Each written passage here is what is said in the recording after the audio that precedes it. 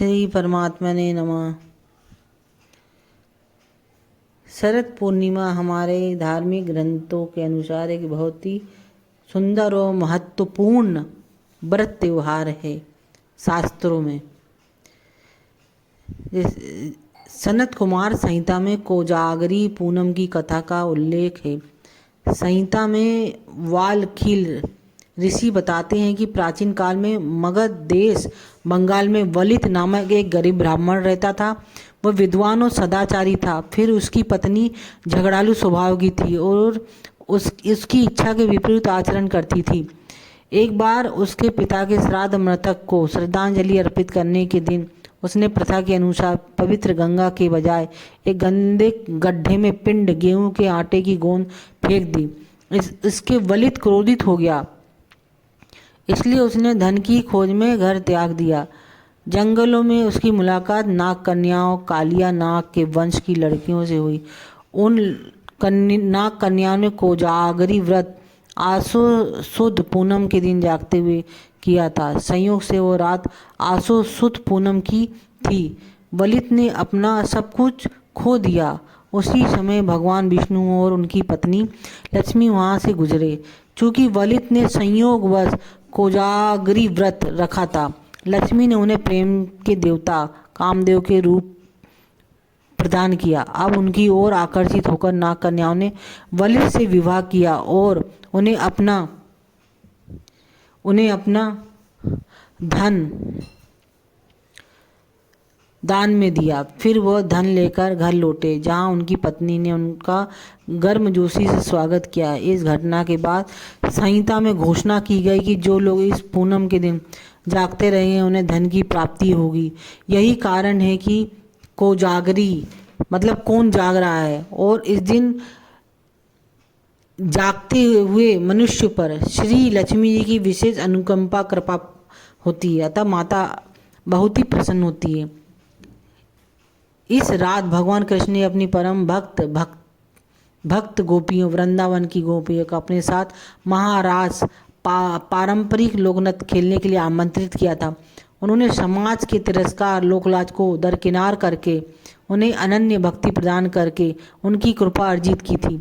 जब वे ब्रज में अपने घर छोड़कर वृंदावन पहुंची तो श्री कृष्ण ने उनका स्वागत किया। फिर भी अपने प्रति उनके प्रेम की ओर परीक्षा लेने के लिए उन्होंने कहा, तुम जैसी चरित्रवान इसलिए स्त्रियों को आधी रात में किसी अन्य पुरुष से मिलने के लिए घर से बाहर आना नहीं चाहिए। ये उचित नहीं है, सर्वथा अनुचित है।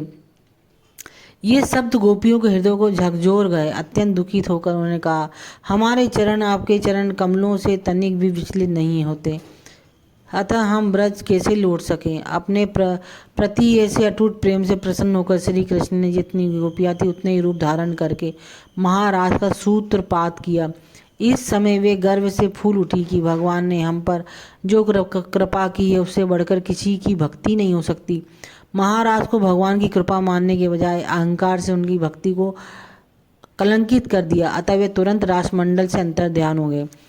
अब पश्चाताप से भरकर गोपियाँ पश्चाताप करने लगी। श्री कृष्ण की दिव्य लीलाओं का स्मरण करके उन्होंने अपनी विरह वेदना का विलाप किया। विरह गीत नामक कीर्तन गाए। जयति देतेदिकम जन्मरा व्रजराशि भागवत दशम स्कंद 31वां अध्याय प्रथम श्लोक। भागवत दशम स्कंद में लीला का वर्णन करते हुए सुखदेव जी राजा परीक्षित जी को सुनाते हैं। हे परीक्षित, सभी रात्रियों में से शरद पूनम की वो रात्रि सबसे अधिक शोभायमान हो गई है। श्री कृष्ण गोपियों के साथ यमुना के किनारे घूमते थे, मानो सभी को अपनी लीला में कैद कर रहे हैं। भगवान स्वामी नारायण के परम भक्त अक्षर ब्रह्म गुणातीतानंद स्वामी का जन्म शरद पूर्णिमा संवत 1841 को हुआ था।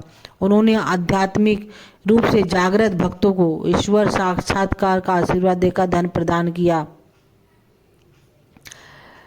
जागृति का आध्यात्मिक अर्थ है सतर्क रहना। वचनामृत कथा तृतीय 9 में भगवान स्वामी नारायण इस सतर्कता की व्याख्या करते हुए कहते हैं कि हृदय में जागृति ही भगवान के दिव्य धाम का प्रवेश द्वार है। भक्तों को धन, वासना आदि सांसारिक इच्छाओं को अपने हृदय में प्रवेश नहीं करने देना चाहिए। सफलता और असफलता, सुख और दुख, मान और अपमान जैसी बाधाओं का सामना करते समय भक्तों को ईश्वर की भक्ति में अडिग रहना चाहिए। इस प्रकार उन्हें ईश्वर में के प्रवेश द्वारा सतर्क रहना चाहिए और किसी भी सांसारिक वस्तु को प्रवेश नहीं करने देना। इसलिए हमारे जीवन में हर क्षण सतर्कता की आवश्यकता होती है और यह अपने आप में एक सूक्ष्म तप बन जाता है। जिन लोगों ने बिना सतर्कता के कठोर तपस्या की हुए माया के वशीभूत हो गए। विश्वामित्र ने 60,000 वर्षों तक तपस्या की, लेकिन मेनका के सामने में अपनी जागृति खो बैठे। इसी प्रकार सतर्कता के अभाव में शोभरी ऋषि, एकल श्रृंगी, पराशर आदि को भी परास्त कर दिया। जिस प्रकार शरद पूर्णिमा की रात्रि का आकाश स्वच्छ हो चंद्र प्रभा से परिपूर्ण होता है, उसी प्रकार साधक को अपने अंतःकरण को शुद्ध करने का प्रयास करना चाहिए। यही प्रतीकात्मक आयात है।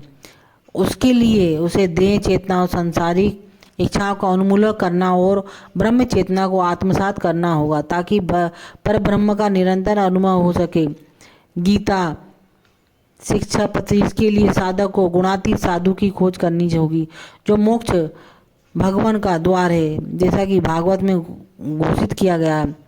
प्रसंग गम जारम पासमात्म नहाम कवयो विदुः स एव साधुषु कृतो मोक्ष द्वारम अपाव्रतम। अर्थात ऋषियों का आदेश है कि यदि कोई जीव अपने शरीर और शारीरिक संबंधों में अत्यधिक आसक्त है, उसी प्रकार गुणातीत साधु में आसक्त हो जाए तो उसके लिए मोक्ष के द्वार खुल जाते हैं।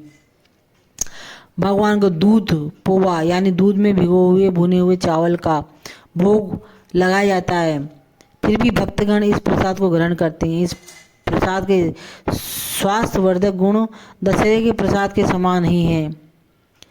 यह पित्त गड़बड़ी को दूर करता है। स्वामी नारायण मंदिर में रात्रि में बड़े उत्साह के साथ यह उत्सव मनाया जाता है। भक्त अक्षर ब्रह्मा गुणातीतानंद स्वामी कीर्तन गाते हैं और अक्षर ब्रह्म गुणातीतानंद स्वामी की महिमा का गुणगान करते हैं। सभा के दौरान 5 आरती की जाती है। प्रमुख स्वामी महाराज आमतौर पर गोंडल मंदिर में शरद पूर्णिमा मनाते हैं, जो गुणातीतानंद स्वामी के दाह संस्कार का स्थान भी माना जाता है। योगी जी महाराज ने ही इस उत्सव के साथ 5 आरतियों की परंपरा शुरू की।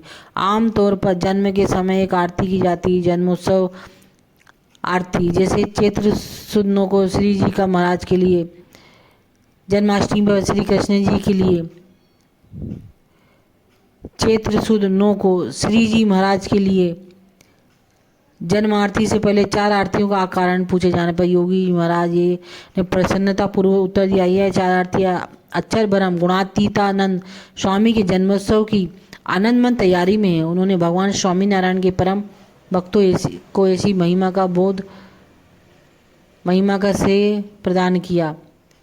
बोलो श्री स्वामी नारायण भगवान की जय। अखिल ब्रह्मांड नायक श्री लक्ष्मी नारायण भगवान, श्री युगल सरकार की।